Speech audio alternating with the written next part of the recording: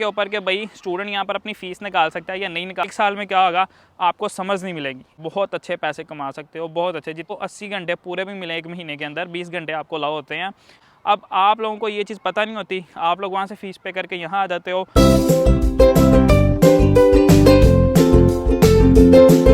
अस्सलाम वालेकुम everyone, welcome back to a new video. तो यार कैसे हो आप सब? उम्मीद करता हूँ आप सब खैरियत से हो गए। तो यार लास्ट टाइम मैंने वीडियो अपलोड किया था जिसके अंदर मैंने बैचलर्स की लाइफस्टाइल्स बताई थी, लेकिन मैंने उसके अंदर जो है वो मास्टर्स वगैरह का कुछ नहीं बताया।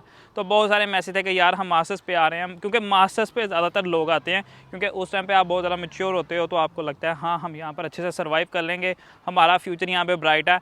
तो ज़्यादातर स्टूडेंट ने मुझे यही कहा था कि यार आप मास्टर्स पर भी एक वीडियो बनाओ, क्योंकि मुझे बनानी भी चाहिए, क्योंकि बहुत सारे ऐसे रूल्स हैं जो आपको पता चेंज हुए हैं। लास्ट टाइम मैंने जो वीडियो बनाई उसके बाद इतने मैसेज थे कि यार रूल्स कब चेंज हो रहे हैं, कैसे हो रहे हैं, हमें क्या होगा, क्या इम्पैक्ट पड़ेगा। तो बात यह है कि यार कहीं भी डेट नहीं मेंशन, ठीक है, तो मैं आपको नहीं बता सकता क्योंकि डेट नहीं मेंशन कहीं भी, ठीक है। अगर डेट्स, क्योंकि अभी उन्होंने सिर्फ प्रपोजल्स दी हैं, ठीक है। अगर आपने टाइटल सही से नहीं पढ़ा तो वो देख लेना, वो प्रपोजल्स हैं, ठीक है। अगर आपको प्रपोजल्स का नहीं पता तो मैं बता देता हूँ कि उन्होंने एक तरह से एक बात रखी है वहाँ पर कि यार ये चीज़ होनी चाहिए। अगर वो नहीं होनी तो हमें उसका भी कोई कुछ नहीं पता, क्योंकि वहाँ पर कोई डेट नहीं मेंशन, ठीक है। तो अभी टेंशन लेने की कोई ज़रूरत नहीं है। तो जो लोग आ रहे हैं तो भाई धड़ल्ले से आओ, जल्दी आओ, क्योंकि आगे आपको पता है कि अगर रूल चेंज हो गए तो आप लोग फंस जाओगे। तो जो लोग आने का प्लान कर रहे हैं तो भाई ज़रूर आओ। तो बात कर लेते हैं अभी मास्टर्स वालों के ऊपर, क्योंकि ये टॉपिक जो है वो बिल्कुल मैंने मास्टर्स वालों के लिए रखा हुआ है। थोड़ा बहुत बैचलर्स का भी टच दे दूंगा, जिन लोगों ने वो वीडियो नहीं देखी वो जाके देख लेना, लेकिन मैं कहूँगा कि भाई ये वीडियो गौर से देखना है, क्योंकि इसमें क्या है, लास्ट टाइम पे क्या होता था, फ़ीस स्ट्रक्चर जो था ना वो कुछ और था। इस टाइम जो फ़ीस स्ट्रक्चर है ना वो 70% हर यूनिवर्सिटी का बिल्कुल सेम जा रहा है। और हो क्या रहा है कि ज़्यादातर 70% जो स्टूडेंट्स हैं ना वो उन्हीं यूनिवर्सिटीज़ में आ रहे हैं। तो आपके लिए ये वीडियो बहुत ज़्यादा इंपॉर्टेंट होने वाली है। तो मास्टर्स की बात कर रहे हैं तो सबसे पहले मैं आपको ये चीज़ें बता दूँ, क्योंकि बहुत ज़्यादा स्टूडेंट्स ये बात करते हैं, क्योंकि मैंने एक वीडियो बनाई थी जिसके अंदर मैंने डिटेल में बताया था कि यार मैंने अपनी फ़ीस कैसे कवर की, मैंने समर्स में कैसे काम किया। तो हर स्टूडेंट ये पूछता है कि यार हमें छुट्टियाँ होंगी समर्स की या नहीं। अभी भी समर्स चल रहे हैं, ठीक है, लेकिन इस बार सीन क्या हुआ, मुझे इतनी ज़्यादा छुट्टियाँ नहीं हुई, क्योंकि मेरी जो थी वो रिसर्च थी और वो 60 क्रेडिट आवर्स की थी।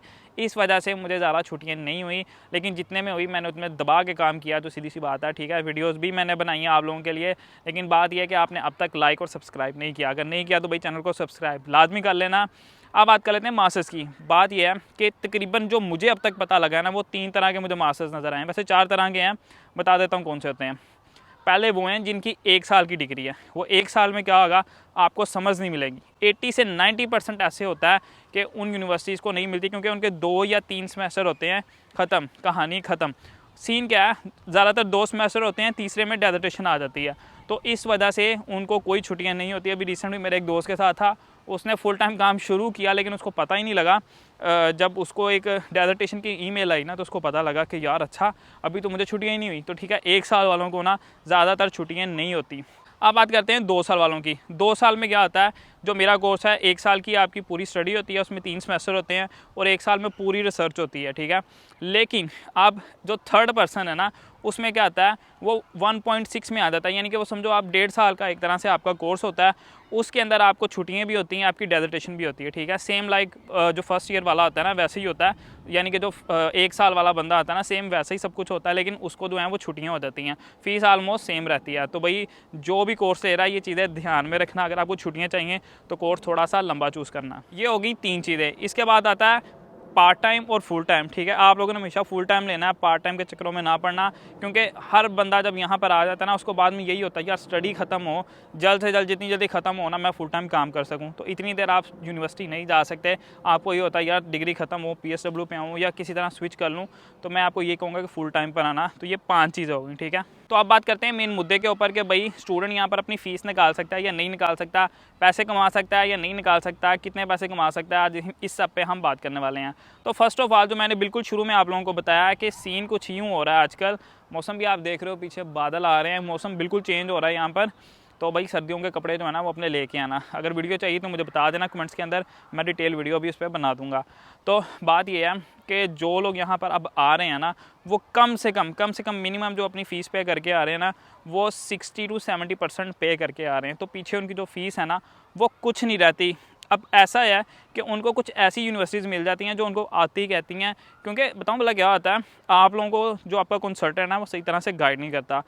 कुछ यूनिवर्सिटीज़ में क्या होता है, आपकी 20% जो होता है ना वो इनरोलमेंट फ़ीस होती ही होती है, 20 ना हो तो 10% 5% होती है, ठीक है। हर यूनिवर्सिटी का डिफरेंट स्ट्रक्चर होता है। अब आप लोगों को ये चीज़ पता नहीं होती, आप लोग वहाँ से फ़ीस पे करके यहाँ आ जाते हो, बाद में जब यहाँ आके आपको पता लगता है कि 20% जो है ना वो आपने फ़ी पे करनी है इनरोलमेंट की भी, फिर आप कहते हो यार अब क्या करें, तो आपको वो घर से मंगवानी पड़ती है, पीछे क्या रह जाती है सिर्फ 20%। तो वो 20% निकालना कोई मुश्किल काम नहीं है मास्टर्स वालों के लिए, ठीक है। तो मैं यही कहूँगा कि भाई जो भी आ रहा है इन चीज़ों पर ज़रा ना गौर व फिक्र करके आना कि आप कितनी फ़ीस दे के आ रहे हो, कितनी इनरोलमेंट है या नहीं है, इनरोलमेंट आपकी इंक्लूड है या नहीं है। तो ये चीज़ें आपने ना गौर से सबसे पहले कंसल्टेंट से पूछनी है, उसके बाद एडमिशन लेना है। तो अब उन लोगों की बात कर लेते हैं जो लोग 3000 या 5000 पाउंड पे करके आते हैं और जिनको यहाँ आके 10,000 पाउंड पे करना होता है। तो भाई सीधी सी बात है, मैंने 10,000 पाउंड पे किया था, लेकिन बात ये थी कि मैंने दिन रात काम किया, दिन रात, सम टाइम तो मैंने दिन रात फिर दिन या रात दिन फिर दिन ऐसे काम किया, यानी कि मैंने 3-3 शिफ्टें भी की हुई हैं बहुत लंबी लंबी। तो पैसे यहाँ ऐसे कमाए जाते हैं समर्स के अंदर, तो आंखें हैं ना, ये जो आंखें ये काली हो जाती हैं, तो सीधी सी बात है।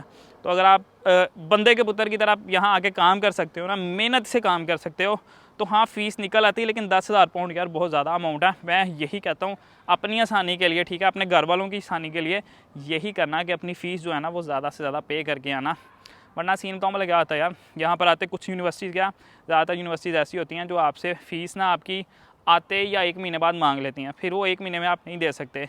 काफ़ी स्टूडेंट कहते हैं यार हम 7,000 8,000 पाउंड जो है वो 5 या 6 महीने में दे देंगे, तो ऐसा बिल्कुल पॉसिबल नहीं होता, क्योंकि आते ही आपको पहली बात तो जॉब नहीं मिलती। ये ज़रूरी नहीं है, ठीक है। बात ये है कि आप पे डिपेंड करता है कि आप कितनी हार्डवर्क से यहाँ पर आके काम ढूंढते हो। दूसरा ये कि आपकी किस्मत कितनी ब्राइट है, ठीक है, उस हिसाब से आपको जॉब मिलती है। मिलने वाले को पहले हफ्ते में भी मिल जाती है, जिसको नहीं मिलती उसको आप कह लो कि 1 महीने 2 महीने तक भी नहीं मिलती, ठीक है। मिल जाती है तो वो आवर्स बहुत कम मिलते हैं। तो अगर कोई स्टूडेंट ये कहता है ना कि मैं 7-8 हज़ार जाके वो 5-6 महीने के अंदर दे दूँगा, तो इट्स नॉट पॉसिबल, क्योंकि आपको यहाँ आकर पहले बात एडवांस देना पड़ता है घर का, उसके बाद आपको रेंट देना पड़ता है, वो कम से कम आपका 700-800 या 900 पाउंड तो वैसे ही चला जाता है।